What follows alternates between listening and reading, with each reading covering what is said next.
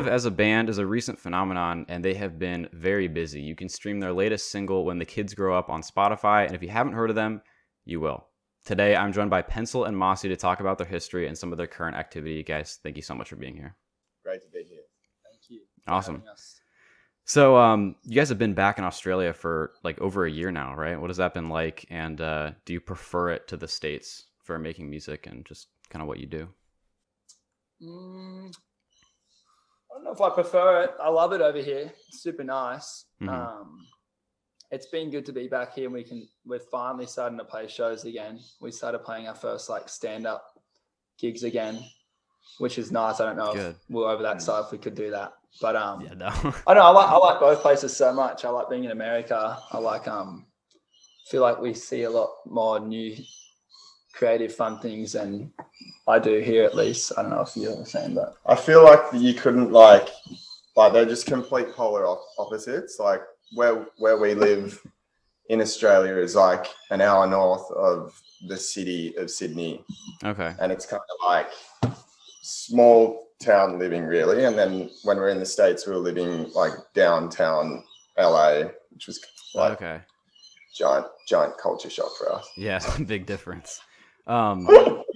So I mean, having worked and lived in both places for, I mean, a good amount of time each, do you find it to be more or less accessible than the LA scene, like in terms of, you know, music and shows and things like that? I mean, I feel like if you tour in America, you tour for a long time. If you tour here, it's like a month long. It's just like there's not as much. You hit the major cities in Australia. It's like 4 of them literally, and then you just like little towns in between. And it's like Australia is pretty much the same size as the United States. Like it's a bit bigger, but like land mass wise. So yeah, there's a lot more touring opportunity in the States for sure. Okay. And I guess speaking of being in a different area than you're used to for, you know, just being together as a band and living and things like that, I guess I'll just bring up your sort of relationship with Chris Gaylor through a complete chance encounter. Chris Gaylor, for, you know, people who don't know, of All American Rejects, has been your current drummer, which is sick. How has that worked with you guys being back, like in Australia, with him? I'm assuming being still in LA. Yeah, that's been one of the biggest bummers about coming home, is that we couldn't like bring the band over. Americans couldn't actually get into the country. Mm-hmm. Still can't. Oh wow. Which has been hard. It sucks. We've got to go over here though. That's really rad to play with. But definitely excited to get back to Chris's warmth and powerful drumming. But he rips. Yeah, he rules. So he doesn't just tour with you guys. Like he's like legitimately your drummer. Is that right? Yeah. Cool. Yeah. Well, he is at the moment. It's hard to have him here drum. We can't really FaceTime him on screen when we tour or anything. Yeah. But as soon as things open up, we'll be back. I'm surprised you can't do that yet. There's actually a pretty hilarious story about how we met Chris. Let's hear it. We were at a bar that we spent a lot of time at. Down in downtown LA. And Chris so happened to be there one night, and we had been there for a couple of hours drinking and just kind of playing pool and carrying on a little bit. And we're drunk. Chris came there with his girlfriend, and he was just like, was he like, do you guys want to play doubles? Like, we'll verse you in pool or whatever. And I think the guys got chatting and they found out that he was a drummer. No one knew like who he drummed for. And we had kind of just moved there, and we were like, oh, well, like we're a band. We really need a drummer. Like, so I think one of the guys said, if we beat you in pool, you got to come and drum for us. And he was like, yeah, all right. And anyway, long story short, like we beat him. I had a pool ball chipped in at my head, and he just thought we were the funniest guys he's ever met. So it was a real nice organic way of it all coming together. Yeah, he lost again. I bet you he wishes he won. Yeah. I mean, so going off of that, your manager and world-class videographer, I might add, Marcus Haney, mentions in your EPK your undeniable sex appeal and massive charisma, which, he says kind of what drew Chris to you, and honestly, from what I understand, what drew him to you in the first place too. And honestly, he's right; it's totally undeniable. What's the secret? I haven't read that. Bang! Okay. Nothing to do with that. Nothing to do with that write-up. I actually didn't know that existed. That sounds like Marcus though. I might get him to actually take that out because I'm not stoked on that. Thank you for bringing that up. Hey, yeah, no problem. So now you know, and you can have a conversation with Marcus. Mm-hmm. Interesting. Okay, so in terms of music, which is, why we're here, just sort of going chronologically, for people who might not know, Les Shiv used to kind of be the Ruminators. Les Shiv definitely has a different sound and style. But other than that, what was kind of the thought process behind completely rebranding? It's kind of weird. It's hard to explain to people. People ask us all the time, but okay. I think for us, we started when we were like 19 and like 10 years ago. And we were like pretty rough kids. And we just had this, I think for us, we were always like the drunkest kids at the bar when we played. And we had like this, I guess we got pigeonholed into this garage, like surf scene over here, like where we live on the beaches. And eventually we learned to play better, and we were writing more music that meant more to us than just like a little party track, which is still fun. But I think we got pigeonholed, and I kind of feel like we had a roof on top of us. And then we kind of discussed starting a new group with the last album we did, Flight Sun 91, with the Ruminators. It just felt different then. And me and Mossy actually talked about, like, do we just do it now, change the band? And we kind of thought we'd give the Ruminators one more. And then when we moved to LA, we lost members, got new members. We're writing music differently. We didn't Ruminators was just like a full jam every time. Like, I'd come with a song and we'd just jam it in the studio for hours, and we'd play it over. And there was no structure to any of it. It was just like whatever we felt. And then with the new stuff, when we got to America, we were kind of sitting there writing it behind a computer, and we're like having to like tap drum beats in and stuff, which we've never done before, but it kind of like just painted a different picture, even just like as far as songwriting goes. And then the songs kind of just developed differently. We didn't really feel like there was any limit to the writing, because we weren't trying to play it live. We were just trying to make a song, and they just kind of grew further than what we were doing. And like losing like the original members and stuff, that always felt like a core thing for the Ruminators to me. So it didn't really feel that core. We played like a few shows of the Ruminators with different drummers, and it just never really felt as special as like the original members we had. Okay, I see. So I kind of feel like for us, the new writing style and that loss of core members, it just felt right to do a new project. And we'd kind of been talking about it, and we kind of just wanted to like take the roof off of whatever we had with the Ruminators and be able to like go wherever we wanted. Okay. That's kind of... Yeah, it also was like less like, I mean, you can call it a rebranding, but it was like, it's just like, to us, it was like a new project. We left like the Ruminators like untainted. Just we love what it is and what it was, and it'll always be there and it'll always be that. And this is Les Shiv is just like a completely new project, and it's okay. So I'll say we'll never play a Ruminator show again though either. Rumors are going around, Jack. One's coming soon. But you guys, I mean, having only, I mean, like 5 songs as of now with Les Shiv, have you guys played Ruminators songs at your recent shows? No? We kind of made an effort to really just hang up the boots as far as Les Shiv goes.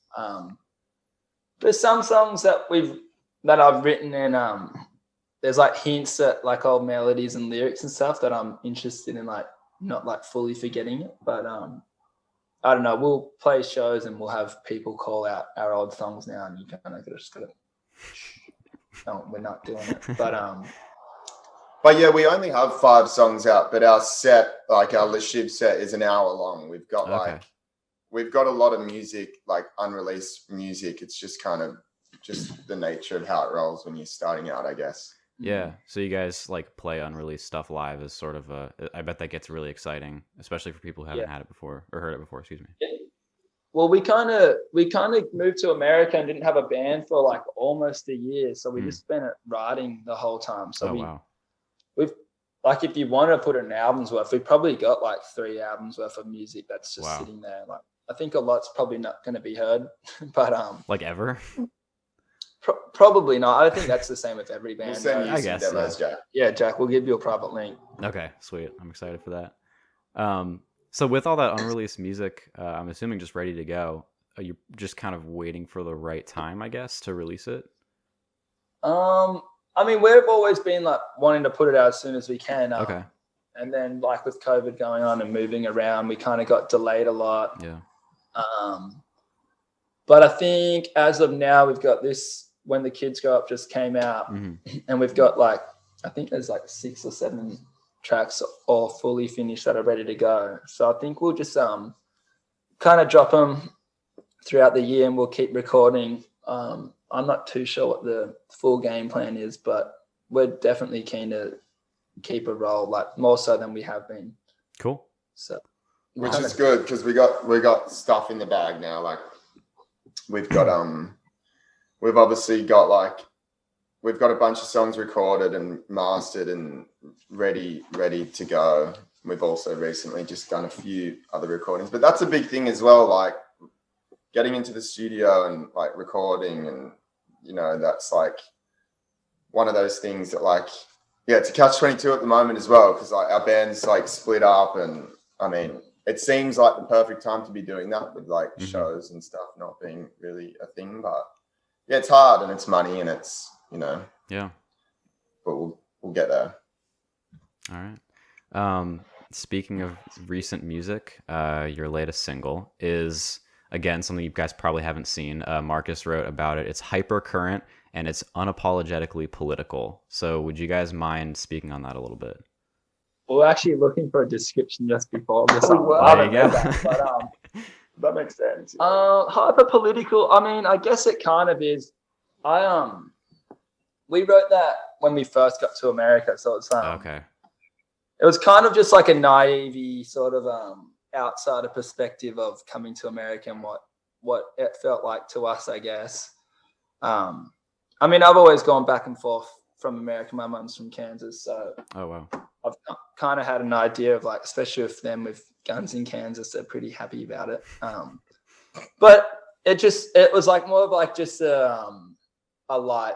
For me, it was just it's not that light. It's kind of gnarly, but there's a little assessment of like your first kind of yeah. And I mean, there's something like there's 2 verses. One's about guns, which is just, in our opinion, pretty crazy how lax everyone is there. Yeah. And then second verse is about the old president used to have, which I think is good thing he's gone. Yeah. But there was like a little comment on that guy, and then no, you guys can get as political as you want. It's totally cool. You guys can get as political as you want. It's totally cool. Yeah, I mean, I don't consider ourselves like super political, so it's kind of weird to like have one political sort of stay. The chorus in particular is very it's a very broad, like you can take it as you want. Like it kind of encompasses a lot of, you know, I mean, it's pretty, in my opinion, it's a pretty powerful lyric in a sense. Yeah. The chorus is more worldwide. It's not like just America. It's not like I think kids are fucking up anything. It's more us and the people before us. It's kind of like putting the world in a bad state, that when it does come time to when the kids are older, I feel like it's going to be worse. It's like, I don't want to be around them. It's not them. I don't care what they do, but it's just like, I feel like everyone's been contributing. We're the problem, man. We're an issue. All right. So it was sort of based around a first experience in the US, and it was kind of just like the first take. Well, it was like we'd been there like a couple months when we wrote it, and I don't know. I think I was just playing the piano, and it was. I feel like lyrically, I kind of just try to take the first things that come to mind. I don't try to sit there and ponder about things a lot. But that means I'll have to write heaps and heaps and heaps until like things do stick. I don't just write like, I wouldn't just pick any old lyric, but I know they just kind of fell out of my mouth while I was playing piano, and then it kind of painted a whole picture for the whole song just in that first verse about the bang bang, father and daughter go to another gun show. Yeah. But yeah, it was a fairly simple song to write and get out. But okay. Yeah. So I guess with that, I'll mention on your guys' US tour with Skeggs, there's a lot. I love all the videos on your Instagram, sort of the earlier ones from your tour. There's a lot of shots of like Middle America and the South, and I think there's actually a good amount to do with guns and things like that. And so, what was your experience like down there, especially? And what did you guys think of it?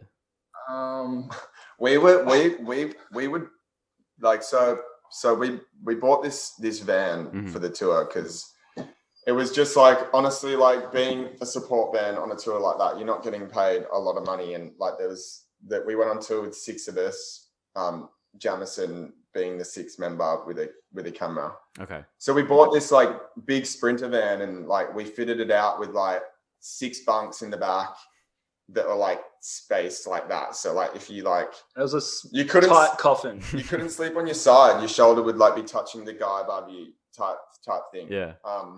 But anyway, we would drive obviously drove a lot of miles on that trip, and we'd get out of the car and like places like Kansas and like Middle America, and you would literally feel like aliens at sometimes. People would like you sent that phone to people there that they would just like stare at you and be like, "Where are you from?" Like long hair, everyone had long hair, and we're just like, it's like, how'd you fit that many people in that car? Like, it's no windows. Yeah. So yeah, it was kind of it was really weird. We're like aliens over there. Actually, my visa actually says, this is what you guys call it. I think it says something like alien with extraordinary talent. It's a good title. It's pretty sick. That's great. But sounds like a song or something. I'm extraordinarily talented anyway. Oh, come on. All right. So that's how I saw it. I saw it very, very you're very alien like there. But like having said that, like on like the West Coast and also the East Coast, I feel like it's a lot more like home, like everyone, you know. So yeah, the middle of the country is definitely, it's just a different beast. But it's so fun, it's so awesome. Like going like state to state, it's just like it changes so quickly. It's just like, it's really awesome. I love it. So I mean, I'd say that I'm originally from Portland, so I think people from the more urban areas on the coast definitely also feel like aliens in the South and in the middle. It's a really interesting country. I'll just say that. There's too many countries in your country. Yes, feels like that. Very well said. Yeah. On the topic of being in the United States, and I'm kind of jumping around a little bit here, but with Ruminators, this is something that I was wondering quite a bit. With Boys Off Work, obviously a song about quitting your jobs to do music full time. Again, Marcus writes, your jobs were woodworking and possum trapping, and I just want to know what that's like. Yeah. Well, Jarlath, our bass player, is the possum piper. Okay, all right. That's what it's called.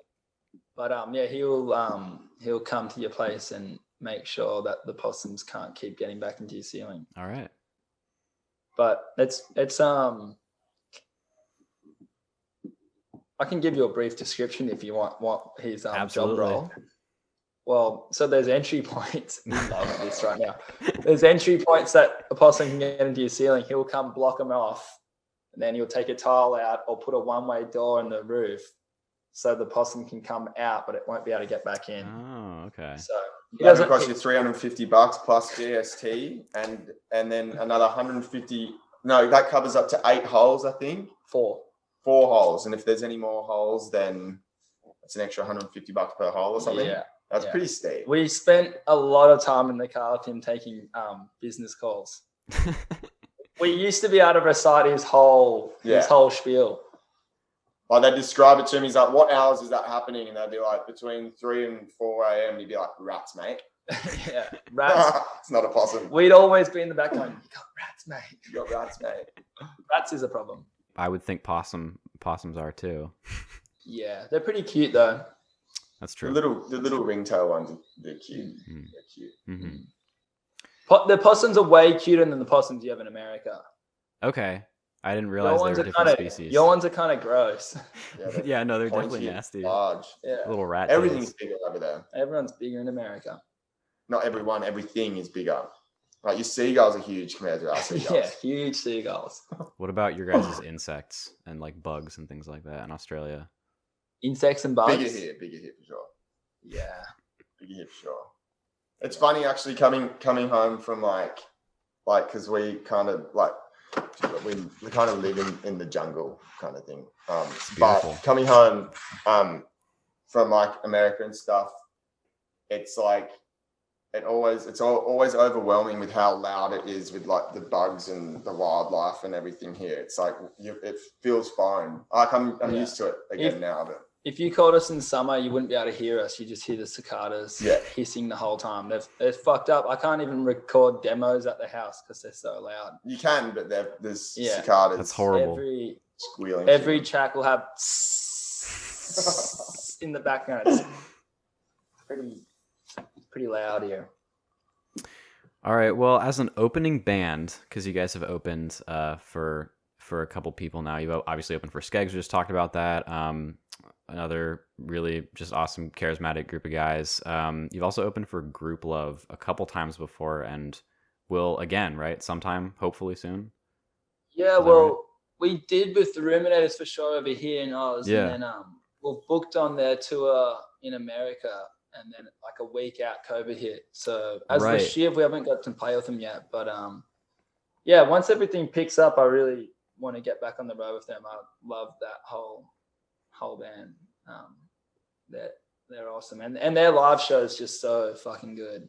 Cool. It's like a band that you like, because we play with bands and you watch the band, you're like, oh yeah, I'll sit in the green room and I'll chill for this one. But like that band, genuinely, every time they came out, I was like, yes, I get to watch them again. You go and watch it. Yeah. Have you seen them? No, I haven't. I was going to on that tour that got canceled. Yeah. But I don't know. They're just like so fun. They're just like great energy. Energy. Hannah and Christian have just got like the best thing going on, like vocally and partnership wise. It's just like, I don't know. It's just when we toured with them, it was just like so nice to be able to see an actual genuinely good live rock band play every night. And that was one of my biggest bummers with the tour getting cancelled. I just couldn't wait to hang out and watch them play each night. But obviously it would have been fun to play every night too.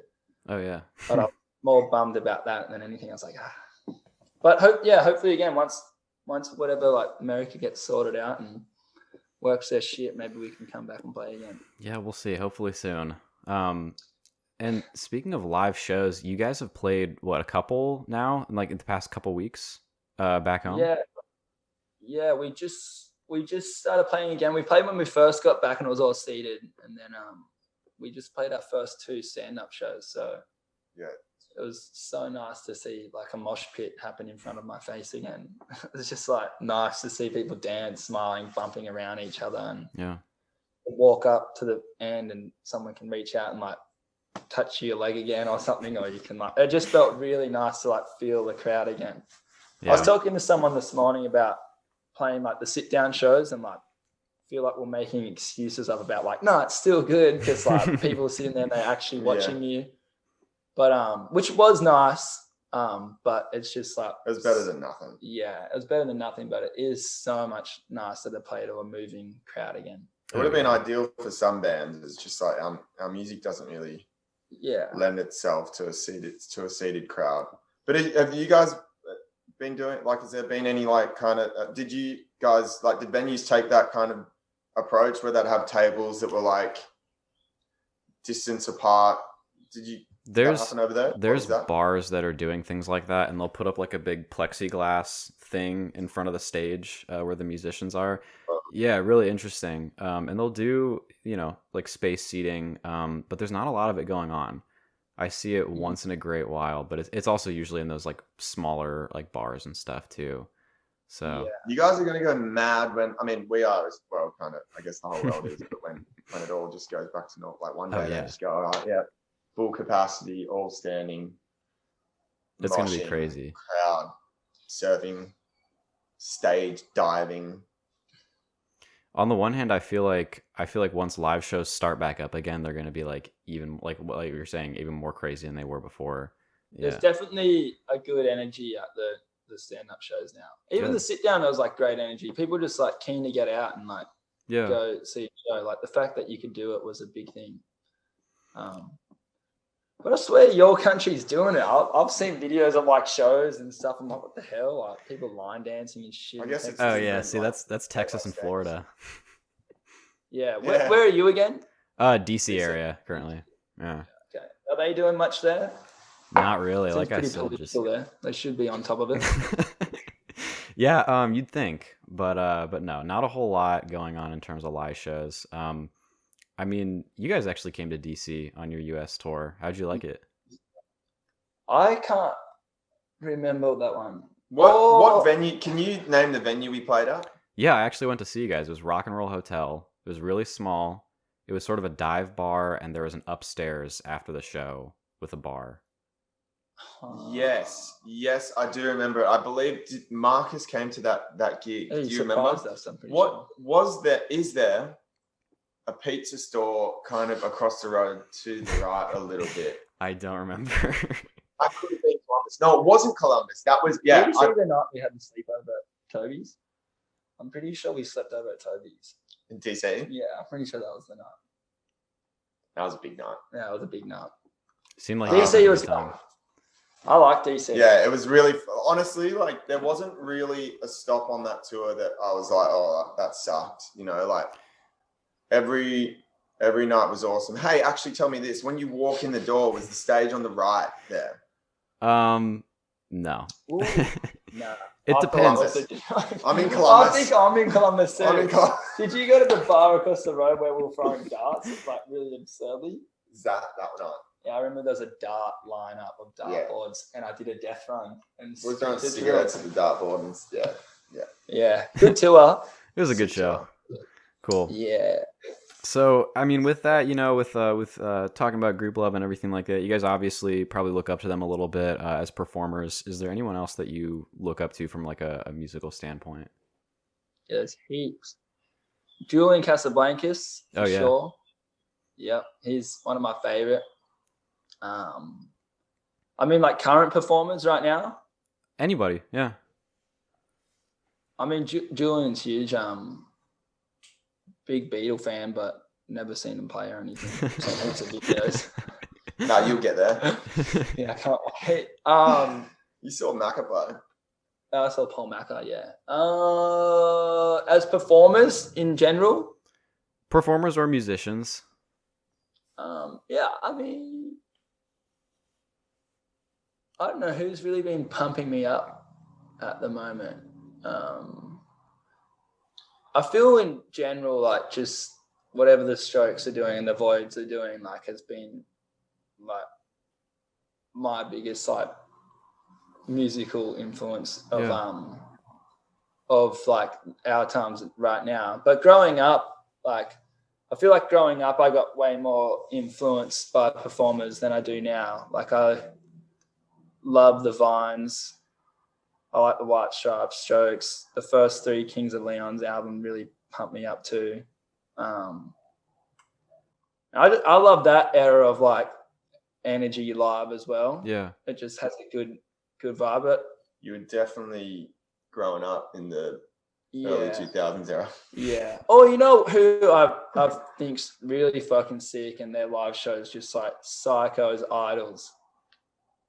We saw them a few times in the States, and I think what they're doing is so good. It's just not really like fitting to any mold. They're doing them completely, and cool. Just their live performance is just like a kick in the head, gut, balls, shin. I don't know. It's just fucking kicks every part of you. They're like just so sick. But they're cool. It's funny though how like it works with like influence wise. Like I feel like there's not really a particular band or genre that like influences the way we do things. We're always like with the Shiv in particular, like we're like we just want to like obviously like the goal is to make like catchy music that is like kind of really different in a way. But yeah, it might be like we might draw influence like drum wise. We might be like, oh, that Madonna song has a sick like drum beat. You know what I mean? Like it doesn't it's not necessarily like the Strokes is like what we're striving to be like. It's like we draw like I know Pencil would like draw a lot of influence from like the way Julian writes his melodies and stuff. And I feel like we're similar in that sense, like vocal melodies and stuff. But like I don't really listen to our music and say like, oh, we sound like the Strokes or like you know, like you just like pick pieces from everywhere. Like my guitar playing, I'm super influenced by the Voids because like they really strive to like tonally do things that are really different, but like keeping it really like melodically driven. Mm-hmm. So yeah, you just pick pieces from all walks of life. But it's funny, like I don't actually listen to like that much music and go, oh,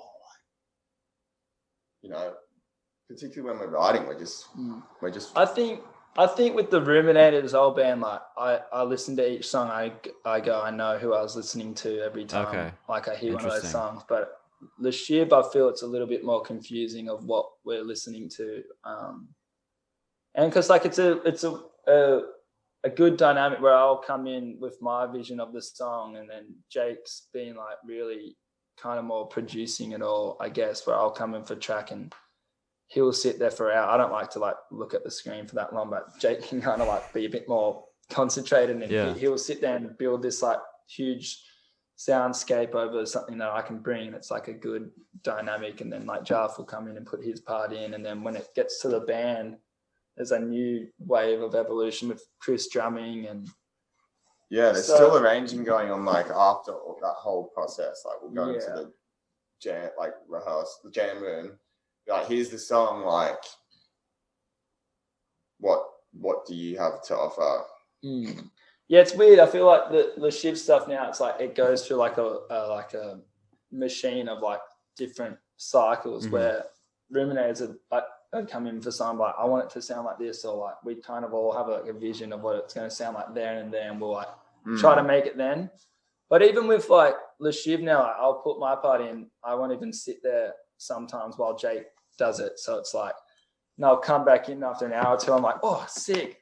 Like, cool. I didn't think it was going to go like that. Like, it's just like, it's kind of exciting. Like, we'll sit there and like talk a lot as well. It's not just like everyone does their own thing. Yeah. Collaborative still, but I feel like there's a lot more like left to each member to kind of do their thing. It's kind of nice. It's kind of exciting to come in and like just hear. We're all genuinely pretty on the same page as far as the vision and writing. And if someone takes a completely different turn, it's always kind of like an exciting thing for everyone else going, oh, I didn't hear that. Yeah, there's a lot of brains in working in our little operation. I think collaboration as a band is, I mean, obviously the most essential thing I think about being in a band is like bouncing ideas off each other. Have either of you like come up with a song completely by yourself and then, you know, brought it to the band? Yeah, I've definitely done a few. There's some, I don't know if any of the Shiv ones are, but Ruminate's some. Yeah. Even still, like there's the Shiv songs where we've all kind of, you know, spent the time like, but it's funny because like even still, like it might be like, you know, like 80% Pencil, 20% myself, or like 80% myself, 20% Pencil with certain things at the moment. But it's still like, you still leave that going like that felt like it was like us doing that together, you know. Yeah. It still feels like, I know Bring a Brick, and you know the reason why I came home from like, I don't know where I was. I came home from like somewhere, and Jake showed me the song at different times. And I was just like pumped up. I was like, he wrote the whole thing. I was like, oh, sick. And like all I had to do was just like sing and put a melody on it. And it was like really, really nice to work that way too. But even still, like those songs, like might have the music only, like no vocal melodies or anything, and then like Pencil come in like and like instantly just be singing vocal melody. And you're like, oh, sweet. Yeah, I feel for me, I have to be super spontaneous with writing it, like kind of almost be like not that conscious of it coming. And I know for those two songs, I think Bring a Brick was a bit harder to like do. It took, he had it for a while, and it took me like, he had it, and like months later I had to like have another go, and it kind of clicked finally. You know the reason why it was instant. Yeah, as soon like as you had those words all in your head. As soon as I heard you know the reason why, I was like, you couldn't stop me until it was written. I was like, I was so excited. The arrangement he did pumped me up so much, and we kind of took it like kind of a bit whack and weird, and the demo is like pretty bit weirder, but we kind of made it a bit more theatrical, but still got a key change in the final one. We love a key change. Yeah. Oh, absolutely. But like, I don't know, it changes every song, the like involvement of everyone. But absolutely. So Pencil, you write most of the lyrics? Yeah, I'll write all the lyrics. Okay. So how do you write the lyrics? Like, how do you start? Like, because obviously sometimes it just kind of comes to you, and then other times, like, what do you do? Usually if I'm writing a song, I'll be like writing the guitar or keyboard, whatever it is, at the same time as lyrics. I can't sit down and go, I'm going to write a song right now. Okay. I just have to pick up an instrument and play and play and play until they kind of both come together. There's like a few rare instances where like I'll hear a lyric, or I'll write a lyric, or I'll draw a drawing that has like words that would fit as a lyric. But most of the songs that I'm like most proud of and pumped on are kind of the ones that kind of come subconsciously and like all at once. That's kind of how I strive to write. So I just have to play heaps and heaps until songs hit. But yeah, usually chords and lyrics come at the same time, because the chords will give me like a feeling of what I want to sing about, or vice versa. Like if I have a lyric, it might move the chord progression in a way, but I kind of try to do it all at once. I mean, if you wrote my lyrics out and you read them, it probably wouldn't be like the most like poetic looking sheet, which I'm kind of jealous of people that can just write like a nice like spoken word thing. But I feel like my stuff kind of needs to go all together. But I just play so much until something sticks, really. I wanted to kind of find a way to work this in. Is that I really like your drawings, like the stuff that you post on Instagram and things like that. I know you've done like a lot of tattoos for people. Is that kind of similar to how you think of like drawings and stuff? Like, you know, how does that work? Drawings come easier than songs for sure. Okay. I draw myself heaps, so like I'll just draw. I'll start with my nose, and I'll either like have my eyes closed or open, and I don't know if I'm going to make him smiling or like sad yet. But I usually just draw a face and an emotion, and then like from there I'll like pick out a word, and then I'm like, oh, I could put a body in here and doing it. But that one, just drawing up like through school or anything, I just used to my pages at school was just like drawings and like a little bit of writing in between it all. But I've just always had a pen and paper to draw anything. So same thing, I just draw and draw and draw. Like I've got books and books that no one's seen the artwork, but some drawings are way better than others, and some are like just really like, why'd you even bother writing that? So I don't know. That's another thing. I just got to do it heaps and heaps until like something. But I just kind of create. I'm like an impatient person, so I don't like try to perfect anything. It's like I just want like want a stronger idea than like the end product than anything. So I just try to make as much as I can. Awesome. So like bringing it back around, you guys were just kind of talking about the last EP like from December. With those two songs, Bring a Brick and You Know a Reason Why, you talked about kind of I don't remember which one. One of them sitting for a couple months. How did those two songs find their way like to each other to be released at the same time? I think maybe through Mossy's writing or Jake's writing. Okay. He kind of wrote and I guess you'd say produced both those tracks, and I just had to sing on it. And we're kind of looking for two songs to just kind of get us through the year. Cool. Because we had When the Kids Grow Up and a bunch of other songs ready to go.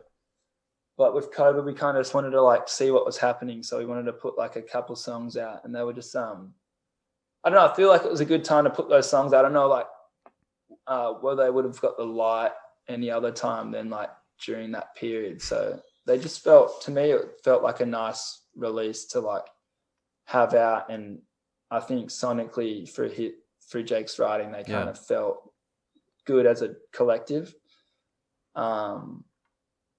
But they're polar opposites in a sense, but yeah, I mean, I don't know. I feel like,